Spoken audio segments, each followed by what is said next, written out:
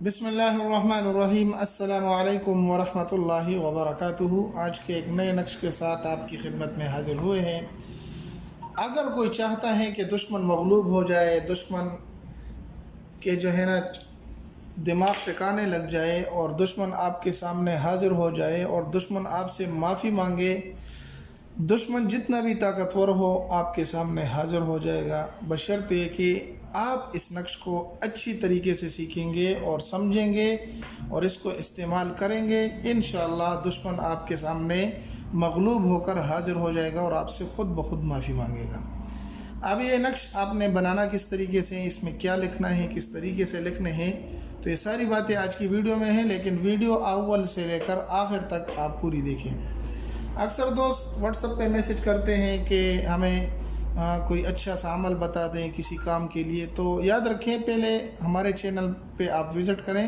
وہاں پر آپ کو ہر قسم کے نقش مل جایا کریں گے، اور اگر اس کے علاوہ بھی آپ کو کوئی چاہیے تو آپ واٹس ایپ کریں، انشاءاللہ آپ کو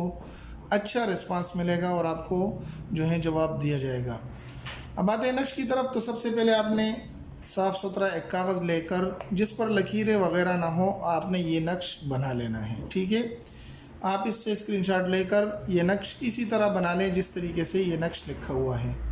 کہ یاد رہے گے اس کے چاروں کونوں میں آپ نے ح م ع س ک لکھنا ہے، اور سب سے پہلے 786 بھی لکھ لینا ہے، اور اس کے بعد یہ جو اعداد ہیں حروف مقطعات ہیں ان کو آپ نے لکھ لینے ہیں۔ یہ اعداد آپ نے لکھ لینے ہیں جس کی اثر اور تاثیر ہوتی ہیں، یہ کوئی ایسے نہیں ہے کہ ہند سے ہے اور آپ نے لکھ لیے، بلکہ یہ پوری ایک دنیا ہے، ایک پورا علم ہے جس کو سیکھ کر، جس کو سمجھ کر آپ کو دیا جاتا ہے اور اس کو آزمایا جاتا ہے۔ تو انشاءاللہ العزیز یہ نقشہ آپ بنائیں گے، آپ کے دشمن آپ کے سامنے حاضر ہو جائے گا اور آپ کا دشمن مغلوب ہو جائے گا۔